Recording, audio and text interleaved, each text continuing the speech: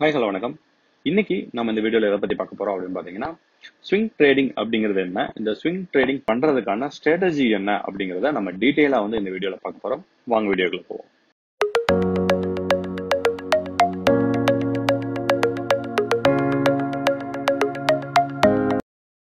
Swing trading அப்படிங்கிறது என்ன அப்படின்னு பாத்தீங்கன்னா, அதுல இருக்கக்கூடிய நேம் வச்சு நீங்க கன்க்ளூட் பண்ணலாம். அதாவது ஸ்விங் அப்படிங்கிறது என்ன அப்படின்னு பாத்தீங்கன்னா, ஊஞ்சல் இந்த பார்க்ல எல்லாம் இருக்கும் இல்லையா ஊஞ்சல், அதுல இருக்கக்கூடிய ஒரு மெக்கானிசம் தான் வந்து இந்த ட்ரேடிங்லயே வந்து ஃபாலோ பண்றோம். ஒரு ஸ்விங் அப்படின்னு எடுத்துக்கிட்டீங்கன்னா, நம்ம அதை ஃப்ரண்ட்ல வந்து நீங்க தள்ளுறீங்க அப்படின்னா இந்த ஸ்விங் வந்து என்ன மாதிரியா வந்து மூவ் ஆகும், அதோட ஃபோர்ஸ் நம்ம கொடுக்கறதுனால அந்த ஃபோர்ஸ் மேக்சிமம் வந்து ஒரு லெவல் வரைக்கும் ரீச் ஆயிட்டு திரும்ப வந்து அது ரிட்டர்ன் பேக் ஆகும் இல்லையா. இப்போ ஒரு ஸ்விங் அப்படிங்கிறது நம்ம எங்க ஸ்டார்ட் பண்றோமோ அங்க இருந்து அது மேக்சிமம் எவ்வளவு போக முடியும் அந்த ரேஞ்ச் வரைக்கும் இருக்கக்கூடிய போர்ஷன் வந்து ஒரு ஸ்விங். திரும்பவும் அங்க இருந்து அது ரிவர்ஸ்ல எவ்வளவு தூரம் வர முடியும் அப்படிங்கிற லெவல் ரீச் ஆகும் இல்லையா, இது வந்து அடுத்த ஸ்விங். இதே இது ட்ரேடிங்ல வந்து எப்படி அப்படின்னு பாத்தீங்கன்னா, நம்ம இதுக்கு முந்தின வீடியோல வந்து அந்த சப்போர்ட் அண்ட் ரெசிஸ்டன்ஸ் வந்து பார்த்திருப்போம். இப்போ ஒரு ஸ்விங் அப்படிங்கிறது என்ன அப்படின்னு பாத்தீங்கன்னா, ஒரு ஸ்டாக்கோட சப்போர்ட் பாயிண்ட்ல இருந்து அதோட ரெசிஸ்டன்ஸ் பாயிண்ட் வரைக்கும் ரீச் ஆகுது இல்லையா, இந்த போர்ஷன் வந்து ஒரு ஸ்விங். திரும்பவும் அந்த ரெசிஸ்டன்ஸ் பாயிண்ட்ல இருந்து திரும்பவும் சப்போர்ட் பாயிண்ட் ரீச் ஆகிறதுக்கான இடையில இருக்கக்கூடிய ஒரு போர்ஷன் வந்து அடுத்த ஸ்விங். இப்போ நான் உங்களுக்கு கிராஃப்ல வந்து காட்டுறேன், உங்களுக்கு தெளிவா புரியும். இப்போ நாம பார்த்துட்டு இருக்கக்கூடிய கிராஃப் என்ன அப்படின்னு பாத்தீங்கன்னா, ஸ்டேட் பேங்க் ஆஃப் இந்தியாவோட 50 மினிட்ஸ்க்கான கேண்டில் ஸ்டிக் சார்ட் வந்து நாம பார்த்துட்டு இருக்கோம். ஓகே, இப்போ இதுல நான் ஃபர்ஸ்ட் உங்களுக்கு இந்த ரெசிஸ்டன்ஸ் லெவல்ஸ் வந்து நான் மார்க் பண்றேன். சப்போர்ட் அண்ட் ரெசிஸ்டன்ஸ் இப்போ நான் எந்த போர்ஷனை மட்டும் எடுத்துக்கிறேன் அப்படின்னு பாத்தீங்கன்னா, இந்த லெவல் எடுத்துக்கிறேன்னு வச்சுக்கோங்களேன், இங்க. ஓகே, இங்க இருந்து இது வரைக்கும் ஒரு போர்ஷன். அடுத்த இதுக்கான ரெசிஸ்டன்ஸ் லெவல் வந்து நான் எங்க மார்க் பண்றேன் அப்படின்னு பாத்தீங்கன்னா, இதுக்கான சப்போர்ட் லெவல் எங்க மார்க் பண்றேன் அப்படின்னு பாத்தீங்கன்னா, இங்க இருந்து திரும்பவும் இங்க வரைக்கும். ஓகே, இப்போ இந்த இடத்துல ஒரு ஸ்விங் ட்ரேட் பண்ணணும் அப்படின்னா எப்படி பண்ணணும் அப்படிங்கறத காட்டுறேன்.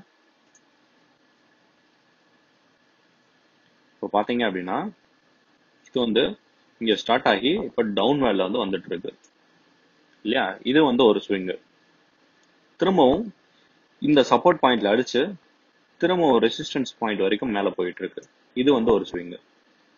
திரும்பவும் இந்த ரெசிஸ்டன்ஸ் பாயிண்ட்ல இருந்து டவுன் வேர்டா வந்து மூவ் ஆகுது, இது வரைக்கும் ஒரு ஸ்விங். ஓகே, இப்போ திரும்பவும் வந்து பாத்தீங்க அப்படின்னா ஃபர்தரா டவுன் ஆகி கீழே வருது, இது வந்து ஒரு ஸ்விங். திரும்பவும் பாத்தீங்கன்னா இங்க இருந்து ஒரு சின்ன ஒரு அப்வர்ட் மூவ்மெண்ட், இது வந்து ஒரு ஸ்விங். இது வந்து ஒரு ஸ்விங், இது வந்து ஒரு ஸ்விங். திரும்ப இங்க டவுன்வர்ட் மூவ்மெண்ட், இங்க வந்து ஒரு ஸ்விங். திரும்பவும் இங்க ஒரு ஸ்விங். இப்போ நான் மார்க் பண்ணிருக்கேன் இல்லையா அந்த ஸ்விங், இந்த ஸ்விங் போர்ஷன்ல நான் எப்படி எல்லாம் நான் ட்ரேட் பண்ண முடியும் அப்படிங்கறத சொல்றேன். இப்போ பாத்தீங்க அப்படின்னா, நான் இந்த இடத்துல வந்து செல் பண்ணிடணும் முதலேயும், அதாவது ஷார்ட் பண்ணிட்டு இந்த இடத்துல நான் பை பண்றேன் அப்படின்னா, நீங்க எப்பயுமே ட்ரேடிங் ஸ்ட்ராட்டஜியை பொறுத்த வரைக்கும் buying at low and sell at high அப்படிங்கறதா வந்து அதுல இருக்கக்கூடிய ஒரு முக்கியமான விஷயம். அதாவது ஒரு ஸ்டாக்கை பொறுத்த வரைக்கும் அது பிரைஸ் வந்து லோவா இருக்கும்போது பை பண்ணிட்டு பிரைஸ் வந்து ஹையா இருக்கும்போது செல் பண்ணணும். இதவே நீங்க பிரைஸ் வந்து ஹையா இருக்கும்போது செல் பண்ணிட்டு திரும்பவும் பிரைஸ் லோவா இருக்கும் போதும் நீங்க பை பண்ணலாம். ஓகே, இப்போ பாருங்க, இப்போ நான் முதல்ல சொன்ன மாதிரி இப்போ இந்த ஸ்விங்கை பொறுத்த வரைக்கும் நீங்க என்ன பண்ணணும் அப்படின்னு பாத்தீங்கன்னா, இந்த இடத்துல வந்துட்டு நீங்க செல் பண்ணிட்டு அட்வான்ஸா வந்து செல் பண்ணிட்டு, அதாவது ஸ்டார்ட் பண்ணிட்டு திரும்பவும் இந்த இடத்துல வந்து பை பண்ணணும். அப்போ நீங்க பையிங் வந்து லோல பண்ணிருக்கீங்க, செல்லிங் வந்து முதல்ல நீங்க ஹைல செல் பண்ணிட்டீங்க. ஸோ இந்த இடத்துல உங்களால ப்ராஃபிட் வந்து புக் பண்ண முடியும். இந்த ஸ்விங்ல வந்து நீங்க என்ன பண்ணணும் அப்படின்னு பாத்தீங்கன்னா, இந்த இடத்துல பை பண்ணிட்டு இங்க வந்து செல் பண்ணணும். அப்போ நீங்க அதே சேம் தான், லோல வந்து பை பண்ணிருக்கீங்க, ஹைல வந்து செல் பண்ணிருக்கீங்க. அடுத்த ஸ்விங்கை பொறுத்த வரைக்கும் இந்த இடத்துல நீங்க ஷார்ட் பண்ணிடணும், இந்த இடத்துல வந்து நீங்க திரும்பவும் பை பண்ணணும். இந்த ஸ்விங்கை பொறுத்த வரைக்கும் இந்த இடத்துல நீங்க ஷார்ட் பண்ணணும், திரும்பவும் இங்க வரைக்கும் நீங்க பை பண்ணணும். இப்போ இதுல பாத்தீங்க அப்படின்னா நீங்க இப்படியும் பண்ண முடியும், இது ஃபுல்லாவே ஒரு ஸ்விங்காவும் நீங்க கன்சிடர் பண்ணலாம். ஓகே, அப்போ நீங்க இந்த இடத்துல வந்து நீங்க ஷார்ட் பண்ணணும், இந்த இடத்துல வந்து பை பண்ணணும்.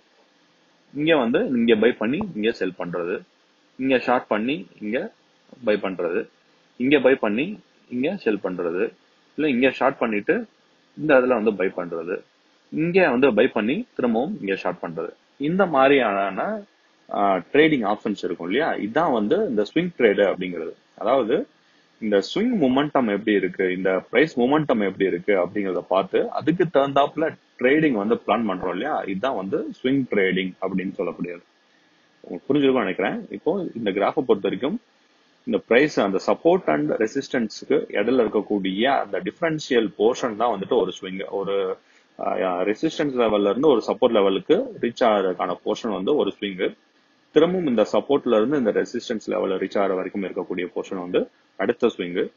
திரும்பவும் இந்த ரெசிஸ்டன்ஸ் லெவல்ல இருந்து சப்போர்ட் லெவல் ரீச் ஆகிற வரைக்கும் இருக்கக்கூடியது ஒரு ஸ்விங்கு. திரும்பவும் அங்க இருந்து அதே மாதிரி சேஞ்ச் ஆயிட்டு இருக்கும். இப்போ இந்த போர்ஷனுக்கு வந்து நீங்க சப்போர்ட் அண்ட் ரெசிஸ்டன்ஸ் நீங்க வரைஞ்சீங்க அப்படின்னா இங்க வந்து ஒரு டிரா பண்ணுவீங்க. இப்போ நான் உங்களுக்கு காட்டுறேன். இதை பொறுத்த வரைக்கும் இங்க இந்த இடத்துல வந்து நீங்க ஒரு சப்போர்ட் அண்ட் ரெசிஸ்டன்ஸ் வந்து டிரா பண்ணலாம்.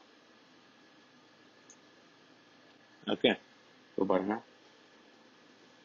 இந்த போர்ஷனுக்கு வந்து இதுதான் சப்போர்ட் அண்ட் ரெசிஸ்டன்ஸ் லெவல்.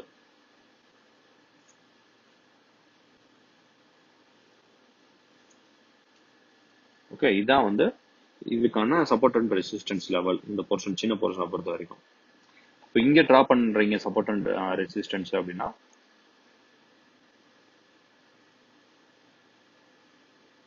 அந்த 2 கேண்டில் வருது பாத்தீங்களா, அந்த 2 கேண்டில் டச் ஆகிற மாதிரி வச்சுக்கோங்க. இங்க வந்து மேக்ஸிமம் கேண்டில்ஸ் இங்க ஒரு 2 கேண்டில் டச் ஆகிற மாதிரியா இருக்கு இங்க. ஸோ இங்க வந்து சப்போர்ட் அண்ட் ரெசிஸ்டன்ஸ், இது வந்து ஒரு சப்போர்ட் அண்ட் ஒரு ரெசிஸ்டன்ஸ். உங்களுக்கு இப்போ இந்த ஸ்விங் ட்ரேடிங் அப்படிங்கிறது என்ன அப்படிங்கறது தெளிவா புரிஞ்சிருக்கும்னு நினைக்கிறேன். இதுல இருக்கக்கூடிய ரொம்ப சிம்பிளான ஸ்ட்ராட்டஜி என்ன அப்படிங்கறது சொல்லியிருக்கேன். இதுல வந்து இன்னும் இதுல வந்து உள்ள பூந்து விளையாடுறதுக்கு நிறைய ஸ்ட்ராட்டஜிஸ் இருக்கு. இது வந்து பேசிக் அண்டர்ஸ்டாண்டிங்காக வந்து உங்களுக்கு நான் சொல்லியிருக்கக்கூடிய ஒரு ஸ்ட்ராட்டஜி. உங்களுக்கு இந்த வீடியோ பிடிச்சிருந்தது அப்படின்னா கண்டிப்பா வீடியோ லைக் பண்ணுங்க. அது மட்டும் இல்லாம வீடியோ மற்றவங்களோட ஷேர் பண்ணுங்க.